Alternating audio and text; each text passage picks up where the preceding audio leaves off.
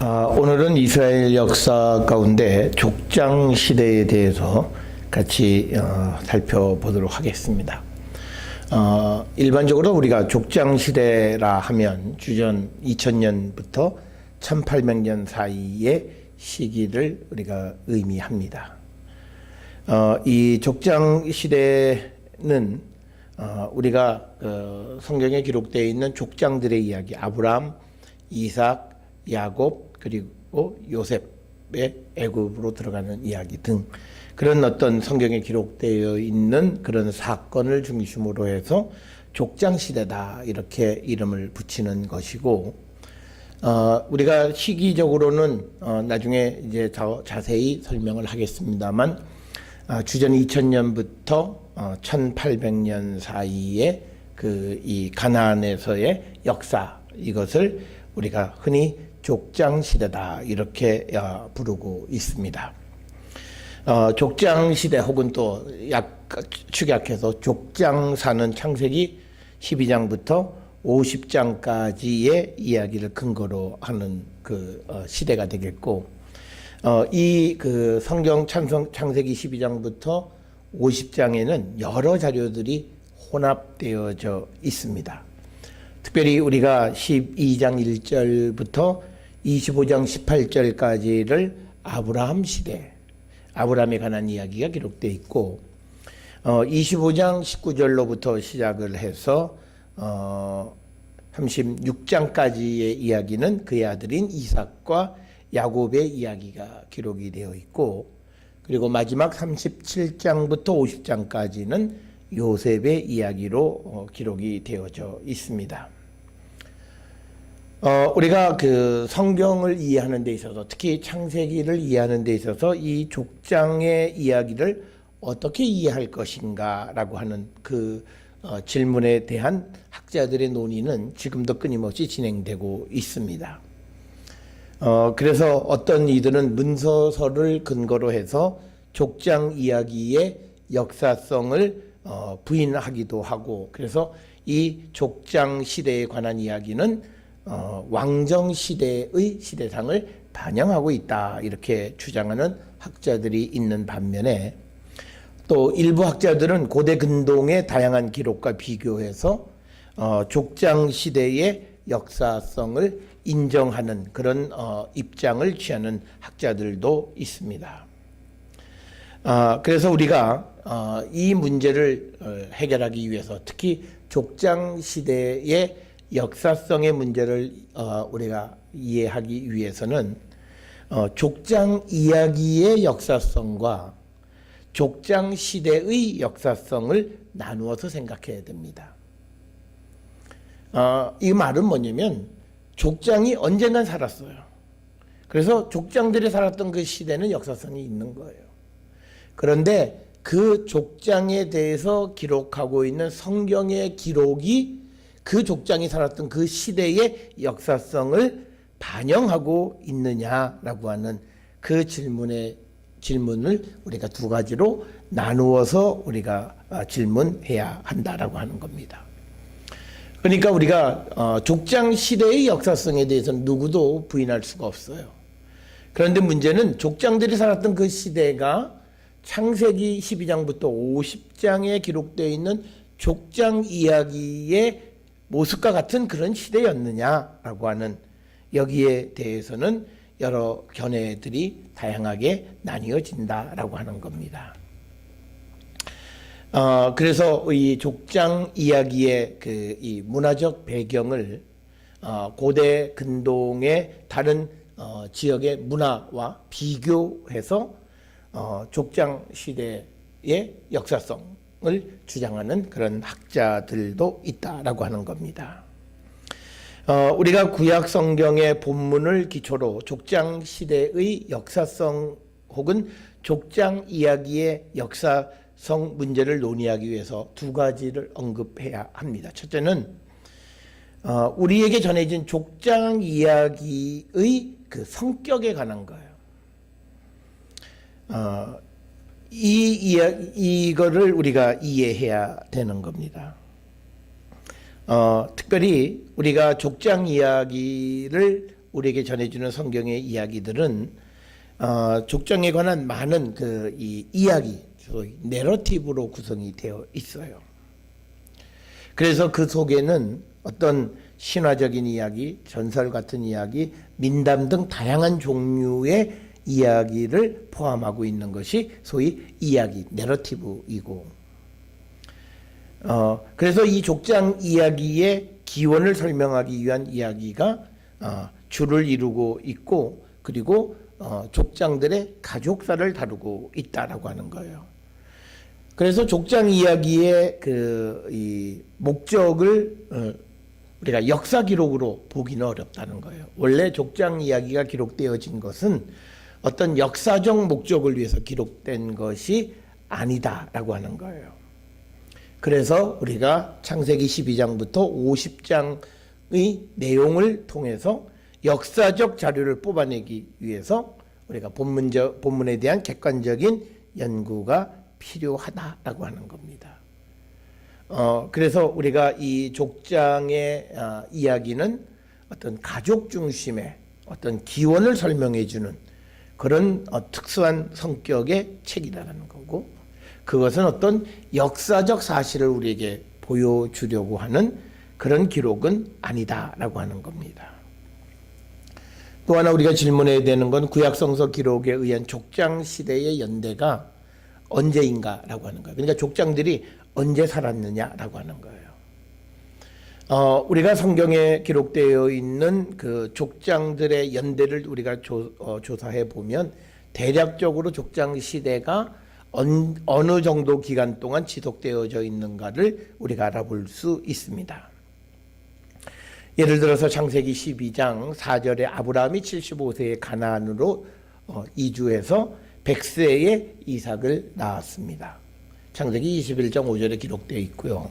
뿐만 아니라 이삭은 60세에 야곱을 낳았다고 창세기 25장 26절에 기록되어 있고, 그리고 야곱은 130세에 애굽에 내려갑니다. 따라서 우리가 이 족장 시대를 창세기의 기록을 통해서 보게 되면 아브라함 25년, 그리고 이 이삭의 60년, 그리고 야곱의 130년, 이렇게 합하면 215년이라고 하는 연대가 나옵니다. 그러니까 성경에 기록되어 있는 연대를 통해서 보면 족장 시대의 기간은 215년이다 이렇게 말할 수 있습니다. 그런데 여기서 우리에게 한 가지 문제가 있습니다. 그건 뭐냐면 창세기에 기록된 숫자, 즉 130에 애굽으로 내려갔다, 100세에 아들을 낳았다, 그리고 60세에 야곱을 낳았다는 이 숫자를 어떻게 이해할 것인가라고 하는 겁니다. 이거는 우리가 개론에서도 말씀을 드렸듯이 상당히 이해하기 어려운 그런 문제입니다. 우리가 창세기 기록, 그리고 출애굽기 12장 40절에 보면 이스라엘 백성들이 애굽에 430년간 체류했다 이렇게 기록이 되어져 있고, 또 열왕기상 6장 1절에 솔로몬이 출애굽을 한 지 480년 만에 성전을 건축했다 이렇게 기록이 되어져 있습니다. 그래서 우리가 대략적으로 솔로몬 시대 때로부터 시작을 해서 이제 역산을 해보면 우리가 주로 이 족장 시대가 대략 언제쯤인가를 우리가 재구성해 볼 수 있다라고 하는 겁니다. 그래서 우리가 두 가지 소위 족장 이야기의 문학적 특성과 그것과 역사와 어떤 관계가 있느냐는 질문 하나, 그리고 족장 시대가 언제부터 시작되어졌는가라고 하는 그 질문, 이 두 가지 질문을 우리가 제기하고 거기에 대한 대답을 찾아갈 때에 우리가 이 족장 시대의 역사성에 대한 문제를 논의할 수 있다라고 하는 겁니다. 우리가 서두에서 말씀을 드렸듯이 이 족장에 관한 이야기는 우리가 이스라엘이 왕국을 형성하기 전까지의 이 이야기는 주로 신학적 관점에 의한 역사입니다. 이거를 전문적으로 우리가 부르면 어떤 이념적 역사, 혹은 우리가 그 프로토 히스토리라고 이렇게 부를 수도 있습니다. 그렇기 때문에 이런 것들을 통해서 이 족장 시대의 역사성을 우리가 논의하는 것은 대단히 어렵다라고 하는 겁니다. 자, 그래서 이제 우리가 족장 이야기가 갖는 문학적 특성과 그것과 역사와 어떤 관계가 있는가라고 하는 그 질문에 대해서 우리가 함께 생각을 해보고자 합니다. 그러기 위해서는 창세기 12장부터 50장에 기록되어진 족장 이야기의 성격, 이거를 살펴보아야 합니다. 우리가 성경 기록은 우리에게 역사적 사실을 기록해 주는 것이 아니라 신학적, 종교적 내용을 우리에게 기록해서 전달하고 있습니다. 그래서 우리가 이미 주지하는 바와 같이 신학 혹은 종교는 증명되어지는 이성의 영역을 넘어선 그런 내용을 다루고 있다. 그런데 역사라고 하는 것은 사실을 기초로 하거나 혹은 사료를 기초로 하기 때문에 신학적, 종교적 이야기의 역사성 논의하는 것은 대단히 어렵다라고 하는 겁니다. 족장 이야기의 역사성을 입증하기 위해서 미국의 성서 학자이면서 이스라엘 역사학자인 W.F. 올브라이트는 족장 이야기에 대해서 다음과 같이 정의를 합니다. 구약 성서의 구전 전승의 특성상 족장 이야기 자체가 많이 왜곡되기는 했다. 여기서 말하는 왜곡은 조금 과장되어지기는 했지만 그렇다고 해서 역사성이 없는 것은 아니다라고 하는 그런 입장을 취하고 있습니다.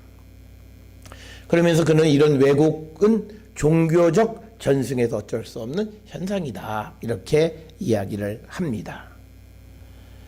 그래서 그는 족장 이야기는 주전 2000, 그러니까 20세기부터 주전 15세기까지 구전에 의해서 이스라엘의 신앙 전승으로 내려져 온 것, 그것이 족장 이야기고, 그래서 그 족장 이야기의 역사성을 어느 정도 인정해야 된다는 입장을 취하고 있습니다.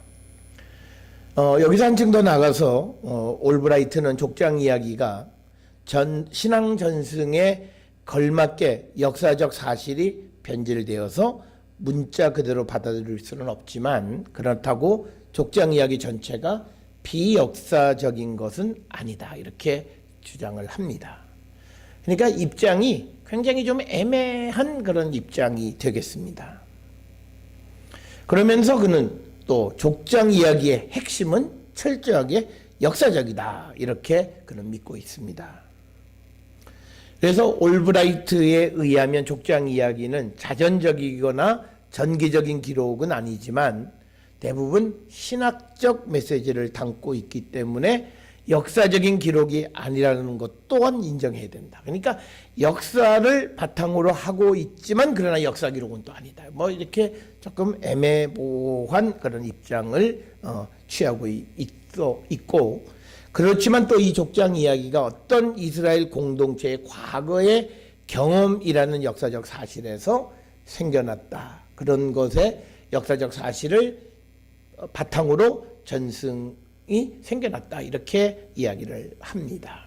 그러면서 그는 족장 이야기의 역사성을 인정할 수 있다, 이런 입장이고, 특별히 고대 근동의 여러 문헌들과 비교해 볼 때 역사적 근거를 더 확실하게 가지고 있다, 이런 주장을 합니다.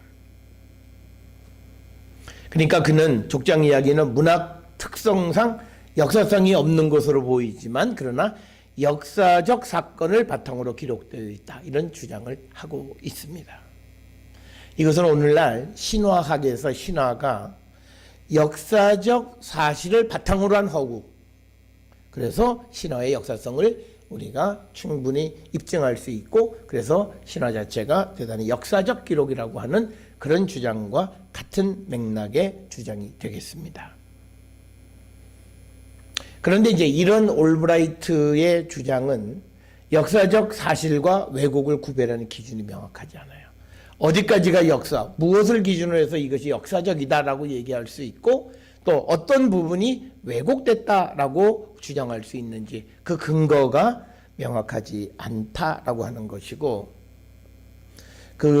또 구전으로 전해져 내려온 내용이다라고 하는 구전 전승에 관한 모든 것은 가설에 의존할 수밖에 없기 때문에 사실은 가설로 역사성을 주장하는 것은 조금 문제가 있다라고 하는 겁니다. 그렇기 때문에 밀러와 헤이스라고 하는 미국 학자들은 올브라이트의 주장을 아주 신랄하게 반박합니다. 그들의 입장은 첫째, 고대 세계에는 잃어버린 황금 시대에 대한 이야기가 널리 퍼져 있다라고 하는. 그러니까 골든 에이지에 관한 이야기가 고대 사회에 널리 퍼져 있는데 이런 이야기는 인간이 일반적으로 이해하는 것과는 판이하게 다른 관심으로 기록되어져 있기 때문에 역사를 기록한다라고 하는 그런 관점에서 이 이야기는 어렵다라고 하는 거고, 두 번째 주장은 구약성서의 기록은 종교적인 기록이기 때문에 인간사에 대한 하나님의 개입이라고 하는 것을 배제할 수 없다라고 하는 겁니다. 그런데 이런 것들은 역사학의 대상이 아니다라고 하는 그런 입장을 가지고 있고, 또 세 번째로 구약성경에 특히 창세기에 나타나 있는 소위 모든 인류는 한 조상으로부터 기원했다라고 하는 그런 신학적인 이해는 일반 인류학에서 이해할 수 없는 것이다. 그러니까 신학과 일반 학문을 이제 서로 대비시켜 가면서 올브라이트의 주장을 반박하는 겁니다. 그러면서 또 이제 네 번째는 오경 자체가 가지고 있는, 특히 창세기 자체가 가지고 있는 어떤 문제점들이 있다. 내적인 모순이 있다라고 하는 거. 그러니까 그 말은 창세기에 나타나 있는 창세기 12장부터 50장까지의 내용의 신빙성 문제, 신뢰성의 문제를 제기하는 것입니다. 그래서 예를 들어서 창세기에 등장하는 소위 가인 후손의 명단과 창세기 5장의 아담 계보 사이의 불일치를 우리가 많이 예로 들고 있습니다. 따라서 족장 이야기는 이 신학적 의도가 분명한 책으로 창세기 전체가 갖는 신학적 의도에 의해서 기록되어진 책이다, 이렇게 주장을 합니다. 특별히 오늘날 학자들이 이 창세기, 이 족장 이야기가 기록되어진 가장 큰 목적이 뭐냐, 이것에 대한 여러 가지 설명이 있는데 그 중에 이스라엘 백성과 바벨론 커넥션, 바벨론과의 관계를 설명하는 책이다라고 하는 겁니다. 우리가 성경이 완성되어진 것은 페르시아 시대로 보통 이 페르시아 시대 이후로 봅니다. 그러니까 바벨론 포로 공동체가 귀환한 다음에 이제 오경, 그다음에 예언서, 그리고 성문서, 이런 것들이 이제 하나씩 이제 형성되어지기 시작했다라고 하는 거예요. 그런데 이런 것들을 주도한 사람들이 바벨론 포로로 갔다 온 사람들에 의해서 이 성경이 확립되어지는데, 여기서 이제 이스라엘 백성들, 특히 바벨론의 강제 이주를 경험했던 사람들의 그 역사적 사실에 대한 신학적 합리화를 의해서 기록되어진 것이 창세기 그리고 오경이다. 이게 일반적 학자들의 견해입니다. 이런 것을 뒷받침하는 가장 큰 이유는 아브라함이 왜 갈대아 우르에서 왔느냐라고 하는 그 질문 역시 바벨론 커넥션이고, 그 다음에 이제 이스라엘의 12지파가 형성되어진 기원이 되는 야곱의 이야기. 그런데 야곱도 결국은 이 메소포타미아 지역, 즉 바벨론의 이 지역으로 갔다가 거기서 아내를 얻어서 그들에서 난 자녀들이 결국은 이스라엘의 12지파의 기원이 됐다는 설명입니다. 그래서 어떤 이스라엘 백성들이 바벨론의 포로 생활을 했던 사람들의 가장 큰 문제는 그들이 이방 땅에 갔다 왔다는 거예요. 그런데 모든 사람이 다 바벨론 갔다 왔으면 되는데 또 많은 사람들은 바벨론 가지 않고 이 팔레스타인 지역에 그대로 남아 있었어요. 그래서 그들이 돌아온 후에 팔레스타인에 남아있던 사람과 바벨론 포로를 경험한 사람들 사이에 신학적 갈등이 야기되어집니다. 그런 속에서 바벨론 포로를 경험한 사람들의 신학적 우위를 주장하기 위해서 오경 그리고 족장 이야기가 기록되어졌다라고 하는 것이 일반적인 설명이 되겠습니다. 그런 바로 족장 이야기는 신학적 의도가 분명한 그런 책이다. 그렇기 때문에 그 책 속에서 우리가 어떤 그 역사를 이해한다라고 하는 건 굉장히 어렵다라고 하는 겁니다.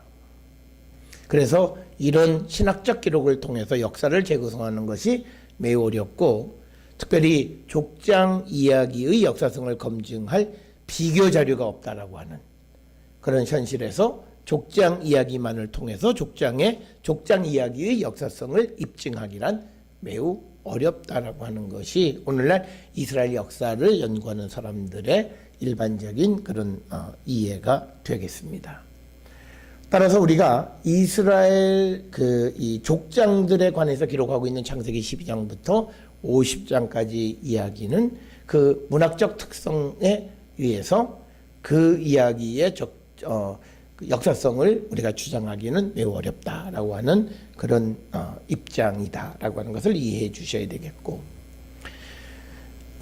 우리가 이제 그 두 번째는 족장사의 역사성에 관한 이야기입니다. 이 족장 이야기가 갖는 역사성의 문제점에도 불구하고 성서학자나 이스라엘 역사학자들은 족장 이야기의 역사성을 입증하려고 많이 노력을 했고, 그리고 족장 이야기의 역사성을 입증하려고 하는 그런 사람들은 몇 가지 부류로 우리가 나눠 볼 수 있습니다. 그들이 족장 이야기의 역사성을 주장하는 근거가 되는 것들에 따라서 몇 가지로 나눌 수 있는데, 첫째는 족장 이야기의 독특한 문화적 특징, 그것 때문에 역사성이 있다라고 하는, 앞에서 얘기했던 올브라이트와 같은 그런 학자들의 경향이 있고요. 두 번째는 고대 근동의 주변 국가에 대한 고고학적 발굴과 이에 대한 인류학적인 설명을 통해서 족장 이야기의 역사성을 입증하려고 하는 그런 학자들이 있다라고 하는 거죠. 그런데 이제 이런 연구의 문제는요, 문화의 수평적인 그 비교를 통해서 어떤 그 역사성을 입증하기는 굉장히 어렵습니다. 소위 문명이 이동하는 경로가 밝혀지지 않으면 A라는 곳의 문화권에 나타나 있는 현상과 B라고 하는 문화권에 나타나는 현상이 같다고 해서 서로 관계가 있고 교역이 있었다라고 하는 과거의 그런 주장은 오늘날 더 이상 유효하지 않다라고 하는 겁니다. 그 다음에 세 번째는 족장 이야기에 기록된 족장들의 어떤 이 문화적 관습과 고대 근동 여러 지역의 문화적 동질성을 통해서 창세기 12장부터 50장에 묘사된 족장들의 문화가 고대 근동의 문화적 배경을 가지고 있다라고 하는, 그래서 역사성이 있다, 이런 주장을 하는 학자들이고, 그들은 대표적으로 누지 문서에 나타난 습관, 이런 것들이 족장의 습관과 비교해서 유사점을 발견하고 족장 이야기의 어떤 고대성 및 역사성을 주장하는 그런 학자들이 있습니다. 그 다음에 넷째는 이 족장들의 이름을 분석하는 거예요. 그래서 이 족장들의 이름이 아모리어의 이름에 많이 등장하는 이름들이기 때문에 족장 이야기에 역사성이 있다, 이런 주장을 하는 사람들이 있습니다. 그래서 우리가 족장 이야기의 역사성을 주장하는 대략 4가지 경향에 대해서 우리가 살펴보았고요. 그 다음에 이제 족장사의 역사성 문제를 논의할 때 우리가 역사 지리의 관점에서 데라와 아브라함이 떠나왔던 갈대아 우르가 어딘가라고 하는 그 질문부터 우리가 시작해야 합니다. 도대체 갈대아 우르가 어디냐라고 하는 거예요. 갈대아는 카스딤, 즉 찰디안 킹덤, 즉 갈대아 사람들이 사는 우르라고 하는 그런 뜻이에요. 그런데 갈대아 왕국은요, 주전 609년의 역사에 등장하기 시작합니다. 그래서 우리가 이 갈대아 우르라고 하는 표현은 전형적인 시대착오적인 표현으로 이해하는 학자들도 있고, 그다음에 또 하나는 갈대아 우르가 어디냐라고 하는 그런 주장입니다. 이 갈대아 우르에 대해서 울리라고 하는 사람은 메소포타미아 남쪽의 우루, 거기가 성경의 창세기에 갈대아 우르라고 하는 그런 주장을 해왔고, 이것이 전통적으로 많이 지지를 받아왔으나, 그러나 1950년대부터 하란 북서쪽 32km 지점에 있는 에데사, 여기를 갈대아 우르로 이렇게 보고 있고, 또 라스 샴나, 소위 우가림 문서를 통해서 히타이트 왕의 상인이 우라로부터 우가리스에 와서 여름 동안 장사를 했다라고 하는 기록을 통해서 창세기 11장 31절의 갈대아 우르는 남쪽에 있는 바벨론의 우르가 아니라 북쪽의 우라라고 하는 그런 주장을 펴게 되어졌습니다. 1950년대부터 이런 주장이 등장하면서부터 이제 갈대아 우르는 이제 더 이상 남쪽의 우르가 아니다. 하란 근처의 에데사나 우라 이런 곳들이 갈대아 우르다라고 하는 그런 주장이 더 큰 지지를 얻게 되었습니다.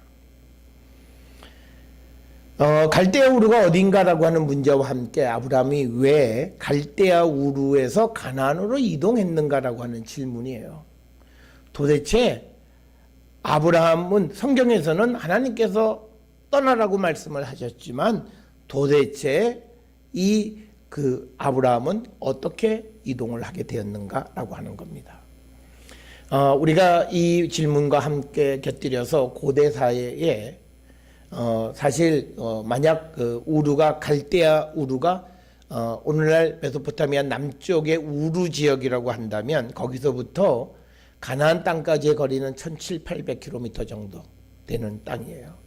그리고 고대 시대에 그 먼 거리를 이동한다라고 하는 건 어쩌면 사실상 불가능하다는 거예요. 그럼에도 불구하고 왜 아브라함은 그 이동을 하게 됐는가? 그리고 그 이동이라고 하는 것은 굉장히 생명의 위험을 담보하는 그런 이동과 같은 건데 왜 그랬을까라고 하는 질문에 1958년에 C.H. 고든이라고 하는 학자는 아브라함은 목자이거나 혹은 반유목민이 아니라 무역을 하는 상인이었다, 이런 주장을 합니다. 이런 이 주장의 대표적인 학자가 소위 올브라이트고 그의 나귀 대상 가설을 그가 주장하게 됩니다. 그래서 올브라이트는 아브라함의 이동에 대해서 아브라함은 단순한 유랑하던 목자가 아니라 무역로를 따라서 이동하던 당나귀 대상이다. 이게 그의 주장입니다. 그러면 올브라이트는 어떤 근거로 이런 주장을 하게 됐는가라고 하는 거예요. 첫째, 올브라이트는 아브라함을 하피루로 본 거예요. 그래서 당나귀 여행자 혹은 대상을 의미하는 것으로 이해를 했고, 그래서 올브라이트는 아브라함을 나귀 대상이었다라고 하는 그런 주장을 하게 됩니다. 이것은요, 히브리인들이 그 이름에서 이미 당나귀 대상과 깊은 관련이 있다는 것을 뜻한다, 이렇게 생각을 했고, 또 하나는 창세기 23장 16절이나 34장 10절 그리고 37장 28절 42장 34절 등의 히브리 단어 사하르라고 하는 단어가 사용이 되는데 이것은 장사하다 혹은 교역하다라고 하는 뜻으로 히브리인들이 장사와 밀접한 관련이 있다, 이렇게 주장을 합니다. 그 다음에 세 번째, 족장 이야기 가운데 아브라함이 거쳐간 도시들이 모두 상업과 밀접한 관련이 있는 도시였다고 주장을 합니다. 지도에서 보시는 것처럼 우르가 큰 상업 도시였고 하란 역시도 중요한 대상 도시였기 때문에 아브라함이 대상이었다 이렇게 주장을 합니다. 특별히 올브라이트는 창세기 14장 그리고 23장은 부유한 대상이었던 이 아브라함이 원주민이나 그들의 지도자와 계약 관계를 체결했던 그런 모습을 기록하고 있다고 이렇게 설명을 합니다. 그리고 마지막으로 족장 이야기에서 말 대신에 나귀가 빈번하게 언급되는 것도 그 아브라함이 나귀 대상이었기 때문이다라고 주장을 합니다. 이런 올브라이트 주장은 한동안 지지를 얻었지만 그러나 오늘날에는 많은 학자들의 반론에 직면하고 있고 거의 그의 주장은 폐기 수준, 폐기 단계이다 이렇게 말씀을 드릴 수 있고 특별히 밀러 그리고 미국의 고고학자인 디버라고 하는 학자는 이 올브라이트의 주장을 신랄하게 비판합니다. 특별히 올브라이트가 상업 도시였다고 주장하는 세겜, 베델, 헤브론, 브엘셰바, 그랄 등은 고고학적으로 상업이 발달했다는 증거를 찾을 수 없다는 거예요. 즉 이 이야기는 창세기에 등장하는 아브라함이 활동하고 거쳐갔던 그 도시들에서 상업 도시의 흔적을 찾아볼 수 없다라고 하는 겁니다. 또한 아브라함을 하피루로 간주하고 그러면서 히브리인과 하피루를 동일시하는 그런 그 주장에 대해서도 학계는 반대합니다. 50년대 중엽부터 60년대 이때에 이스라엘의 기원을 하피루로 보는 사람들이 있었어요. 그런데 그 주장은 지금은 거의 폐기되어졌다라고 하는 겁니다. 그래서 이제 그런 주장을 가지고 아브라함을 나귀 대상으로 설명했던 그런 이론들은 더 이상 힘을 얻을 수가 없다라고 하는 겁니다. 그러면서 디버는 갈대아 우르를 메소포타미아 서북 지역으로 이해할 때 아브라함이 우르에서 가나안으로 이동하는 것은 중기 청동기 제2기 대략 주전 2000년부터 1800년 사이와 일치하고 있고 창세기에 아브라함이 거쳐갔던 도시인 세겜, 베델, 헤브론, 도단, 예루살렘 등은 이 시대에 이미 존재하고 있었던 그런 도시였다 이런 주장을 하고 있습니다. 그래서 이들은 그 아브라함이 대상이었다라고 하는 그런 주장에 대해서 반대 입장을 합니다. 족장 이야기의 역사성을 입증하는 또 다른 방법 중에 하나가 고대 근동에서 발견되어진 주전 2000년대의 기록 문서들을 비교할 때 족장 이야기는 주전 2000년대 고대 근동의 상황을 반영하고 있기 때문에 역사성이 있다라고 하는 이런 주장을 합니다. 특히 족장의 이름들이 소위 아모리인들의 이름과 유사하다라고 하는 점을 근거로 족장 이야기의 역사성을 주장해요. 그래서 족장의 이름 가운데에 히브리 자음인 요드로 시작하는 이름이 많은데 이것은 아모리어의 미완료형의 이름으로 이런 이름 때문에 그 족장 이야기의 역사성이 있다라고 하는 이런 그 주장을 하게 됩니다.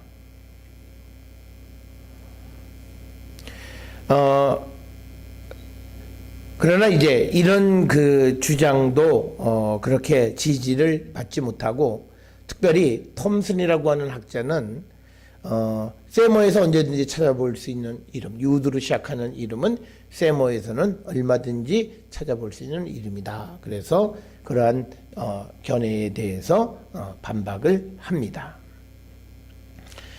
그 다음에 또 하나는 족장의 유목민족 생활 양식이 주전 2000년대의 문화적 배경을 반영한 것이다. 그래서 역사성이 있다. 이렇게 주장을 하는 그런 학자들이 있습니다. 그래서 족장의 유목민적인 삶을 나타내는 전문적인 용어들이 마리 문서에도 나타난다 이렇게 주장을 합니다. 이런 주장에 대해서 탐스는 메소포타미아의 유목민 생활과 가나안의 유목민 생활을 무비판적으로 비교하는 것은 잘못이다. 왜냐하면 두 지역 사이의 지리적 간극이 너무 크고 또 환경이 너무 다르다라고 하는 그런 주장을 합니다. 또 뿐만 아니라 족장 이야기에 등장한 여러 가지 사회 관습, 법률 이런 것들이 고대 근동의 주전 2000년대의 관습이나 법률과 비슷하다라고 하는 점을 들어서 족장 이야기의 역사성을 주장합니다. 그러면서 가장 많이 사용하는 주장하는 것이 누지 문서에서 발견된 후리족의 생활 관습이 구약 성서의 족장들의 생활 양식과 비슷하기 때문에 족장들이 후리족의 관습을 배경으로 형성되어졌다라고 이렇게 주장을 합니다. 참고적으로 누지 문서는 누지라고 하는 곳에서 발견된 약 한 2,000개의 토판이 발견이 되어졌고, 그리고 이 누지 문서는 구약 성경에 나타나 있는 풍습을 이해하는 데 많은 도움을 줍니다.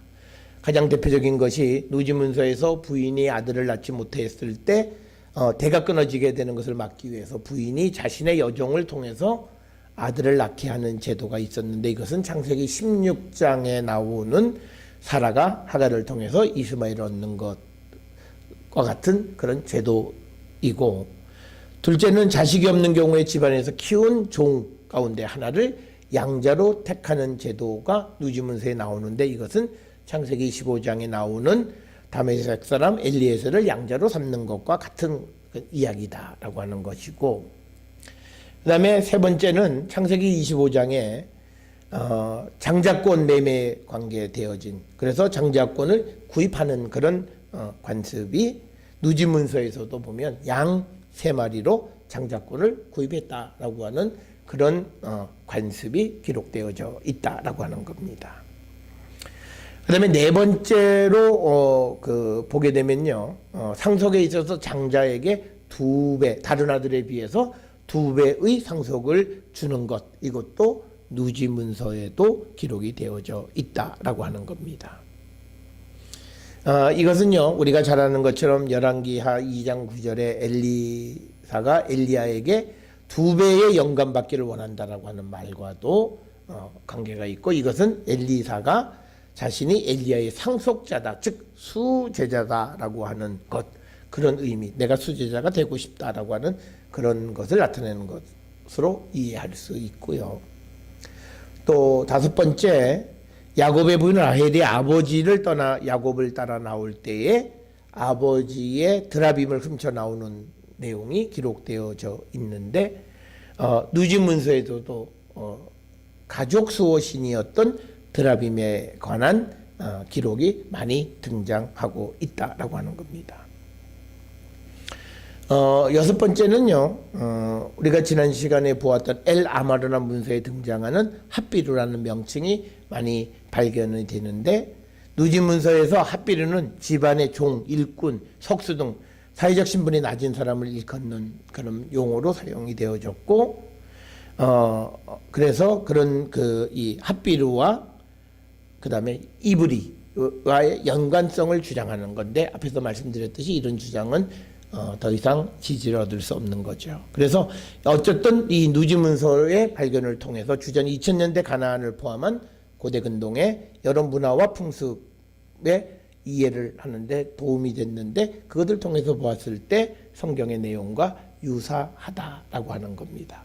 그래서 족장의 이야기가 역사성이 있다, 이런 주장을 하는 겁니다. 그러나 최근에 많은 학자들은 서로 다른 문화권의 어떤 문화적 관습을 단순하게 비교하는 것은 그거는 있을 수 없다라고 하는 거고, 그래서 고대 근동 지역과 그 족장 이야기 사이에는 문화적 공통점이 없다, 이렇게 극단적인 주장을 하는 학자들도 등장을 합니다. 그리고 우리가 이 누지 문서에서 발견된 법이 대략 한 360개 정도 되는데, 거기에 단지 구약 성경을 이해하는 데 도움이 되는 건 단지 6개 정도밖에는 안 된다는 거죠. 이것을 통해서 누지의 그 어떤 시대적인 상황, 역사적인 상황과 그 족장 이야기의 역사성이 유사하고 그래서 역사성을 주장할 수 있다. 이런 주장을 하는 것은 무리가 있다라고 하는 것이 오늘날 대부분의 학자들의 견해가 되겠습니다. 그래서 우리가 족장 이야기의 역사성을 입증하기 위한 여러 시도와 방법이 있었지만 아직까지는 명확하게 이것이 그것이다라고 주장할 수 있는 건 없다라고 하는 겁니다. 이제 두 번째로 우리가 생각하는 건 족장 시대에 대한 이야기입니다. 이스라엘의 족장 시대가 언제부터 등장했느냐라고 하는 그런 주장, 그런 질문에 대해서 여러 가지 관점에서 우리가 대답을 할 수 있습니다. 우리가 족장 시대의 역사성을 입증할 때 성경에 기록되어 있는 사회적 배경이 경우에 따라서는 족장 시대의 역사를 기록하던 저자나 편집자가 살았던 시대적 정황을 묘사하는 경우가 있기 때문에 우리가 족장 이야기를 통해서 족장 시대의 역사성을 얻는 것은 굉장히 어렵다라고 하는 거예요. 그리고 우리가 창세기의 기록에 보면 시대착오적인 그런 기록들이 등장하는데 그것은 뭐냐면 블레셋의 등장입니다. 우리가 역사적으로 블레셋은 우리가 보았듯이 주전 13, 12세기경의 역사상 처음으로 등장한 펠레세트라고 하는 거죠. 그래서 람세스 3세 때에 처음으로 등장하는 겁니다. 그런데 이 족장 이야기 속에 블레셋이 등장하는 거죠. 그렇기 때문에 이것은 기록할 당시에는 블레셋이 이미 존재했던 거예요. 그러나 지금 족장 시대에는 블레셋이 아직 역사의 장에 등장하지 않았다라고 하는 그런 문제점이 있기 때문에 우리가 이 족장 시대에 대해서는 가설로 시대를 제시할 수밖에 없어요. 처음은 초기 청동기설, 그래서 주전 2650에서 2300년 사이. 두 번째는 중기 청동기설로 2300년에서 2000년, 그러니까 중기 청동기 중에서도 전기, 그러니까 MB1 시대예요. 그 다음에 이제 세 번째가 중기 청동기 중후기설, MB2. 이것이 주전 2000년부터 1550년까지.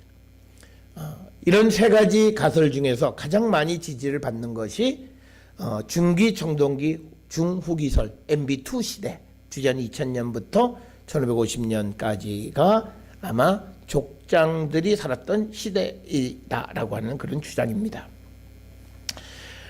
특별히 초기 청동기설 주전 2650에서 2300년의 연대를 주장하는 것은 노엘 프리드만이라고 하는 학자는 구약성경 창세기 14장과 소위 에불라에서 발견된 경제 문서와의 유사점을 지적하는데 특별히 1964년에 에불라 왕국의 수도 에불라에서 문서들이 발견됐어요. 한 17,000개의 토판이 발견됐는데 여기에 보면 창세기 14장에 기록되어 있는 소돔, 고모라, 아드마, 스보임 그 다음에 벨라 등 이 5도시의 연합체가 등장하는데 이 5도시의 이름이 에불라와 상거래를 했던 도시의 이름으로 등장하고 있다는 거예요. 그래서 창세기 14장에 기록되어 있는 그런 도시들의 이름이 에불라 문서에도 기록이 되어 있기 때문에 이 족장 이야기의 시대적 배경은 우리가 대략 주전 2600년대 2650에서 2300년 사이로 거슬러 갈 수 있다 이렇게 주장을 합니다. 뿐만 아니라 예루살렘, 무깃도, 시내산, 다메섹 등 구약 성경에 등장하는 많은 가나안의 지명들이 에불라 문서에 기록이 되어져 있다라고 하는 겁니다. 또한 요나, 다윗, 아브라함, 이스마엘, 오바디아, 아담, 이브, 하와 같은 구약 성경의 인명과 같은 이름들이 에불라 문서에도 등장한다는 거죠.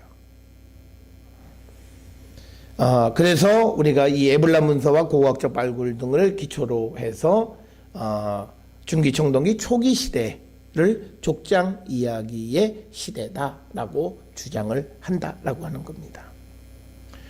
그런데 이 주장의 가장 큰 문제는 이 초기 청동기 시대를 주장했던 학자들의 가장 큰 근거가 창세기 14장의 도시 이름이 에불라에 등장한다라고 하는 건데, 특별히요 소돔과 고모라를 제외한 아드마스보임 벨라를 도시 이름을 성경은 아드마스보임 벨라라고 되어 있지만 에불라 문서에 기록되어 있는 것들의 이름을 다르게 읽을 수 있다는 거예요.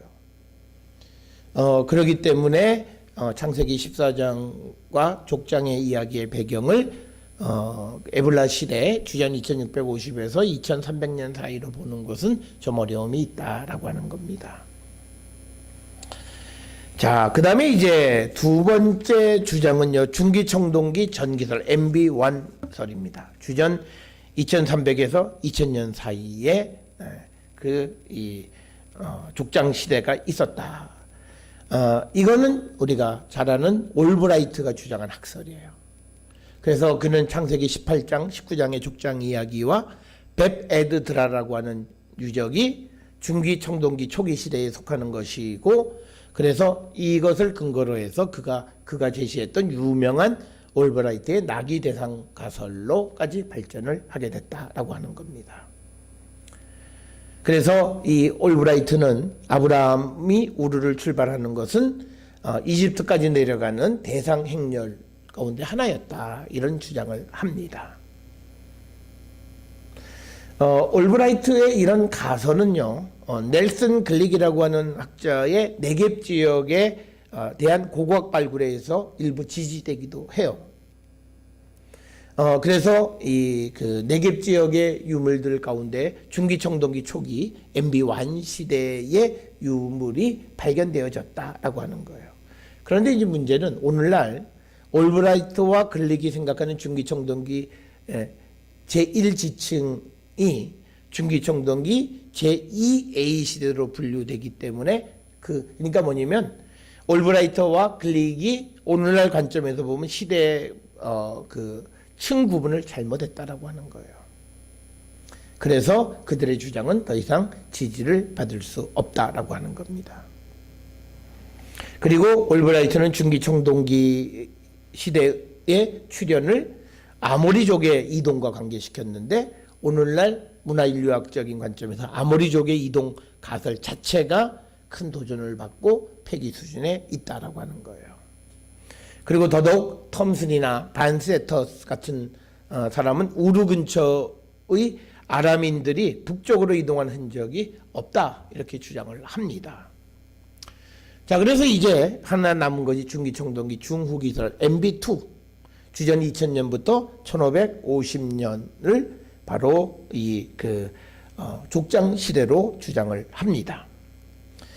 중기청동기 중후기설은요, 텔 베이트 미르심이나 텔렐 아주르 무기또 세겜, 그리고 게셀, 그다음에 라스 엘 아인 등의 발굴을 통해서 이런 지역에서 중기청동기 중후기 시대의 유적 유물이 발견되어진 겁니다. 그래서 오늘날 이 중기청동기 중후기설 MB2설이 가장 많이 지지를 받고 있다라고 하는 겁니다. 그렇기 때문에 이제 50년대 60년대에 지지를 받았던 아모리족의 가설, 즉 올브라이트가 주장했던 그런 학설은 자동 폐기되어져야 합니다. 이 아모리족의 가설은 주전 2000년경부터 이집트와 메소포타미아에서 도시국가들이 멸망하고, 그래서 이런 그 도시국가들이 멸망하는 것은 주전 2000년경에 아모리족의 이동과 밀접한 관련이 있다라고 하는 것이 이 인류학의 주장이었고, 히브리 민족도 이 아모리족의 이동의 일부로서 가나안에 정착했다는 주장이에요. 그리고 또 이런 주장을 하게 된 이유는요, 우리가 앞에서 봤던 열왕기상 6장 1절에 솔로몬이 출애굽 후 480년 만에 성전을 건축했다는 이야기, 그리고 이스라엘 백성들이 애굽에서 430년간 체류했다는 이야기, 이런 것들을 통해서 보면 구약 성서에 의하면 주전 한 19세기경이 이스라엘 백성이 애굽으로 내려간 거고, 그러다 보면 족장 이야기는 215년 동안이니 거기서부터 215년이니까 주전 대략 한 2000년경을 전후해서 족장 시대가 형성되어져서 아모리족 가설을 많이 지지하게 된 거죠. 그러나 지금은 그 아모리족 가설 자체를 폐기하게 되어졌다라고 하는 겁니다. 그래서 초기 청동기 시대의 붕괴가 아모리족의 이동과는 관계가 없다라고 하는 주장. 그래서 우리가 요즘 많은 학문의 경향이 학제간 연구죠. 서로 다른 학문의 방법론을 통해서 자기가 연구하는 학문의 영역을 발전시키는데, 그럴 때 우리가 다른 학문의 그 이론의 변화를 우리가 잘 주시해야 돼요. 우리가 다른 학문의 방법론을 채택했는데 그 다른 학문에서 그 방법론이 폐기되면 우리가 주장하는 그 방법론도 폐기되어져야 맞습니다. 그럼에도 불구하고 아직까지 그런 것들이 폐기되지 않은 그런 학설들이 이 신학과 관계되어져서 역사학과 관계되어져서 많이 유통이 되고 있다라고 하는 겁니다. 그래서 우리가 이스라엘의 족장 시대는 대략 주전 2000년에서 1550년 중기 청동기 중후기설 MB2 시대를 시대적 배경으로 형성되어진 그런 시대였다라고 하는 것이 오늘날 우리가 알 수 있는 아브라함, 이삭, 야곱 그리고 이스라엘이 애굽에 들어가는 이야기와 연결되어진다, 이렇게 설명을 드릴 수가 있습니다. 어느 나라든지 마찬가지로 그 기원에 가까운 역사일수록 그 역사의 역사성을 입증하기는 굉장히 어렵습니다. 모든 역사들은, 초기 역사들은 대부분 신화적 역사, 프로토 히스토리, 그래서 어떤 역사성 자체보다는 어떤 그 역사를 통해서 주고자 하는 메시지를 전달하는 신학적 메시지, 특히 성서에 등장하는 족장 이야기는 더더욱 그런 목적이 강하다. 특히 그 목적은 바벨론 커넥션을 어떻게 설명할 것인가 라고 하는 그런 목적에 의해서 기록된 역사 기록이 성경 기록이다라고 하는 것. 그래서 그것을 통해서 단순한 객관적 역사를 재구성하기란 대단히 어렵다라고 하는 겁니다. 그래서 어떤 시대나 이런 것들에 대해서 우리가 가설에 의존할 수밖에 없는 한계가 있다는 사실을 우리는 꼭 기억을 해야 되겠습니다. 그래서 우리가 이스라엘의 족장 시대는 우리에게 어떤 역사 그 자체를 가르쳐 주기보다는 이제 성경 전체를 이해하는 어떤 하나의 틀을 제시해 주는 역사다라고 하는 그런 관점에서 우리가 이 시대를 접근해야 한다라고 하는 것, 그것을 우리가 꼭 기억했으면 합니다.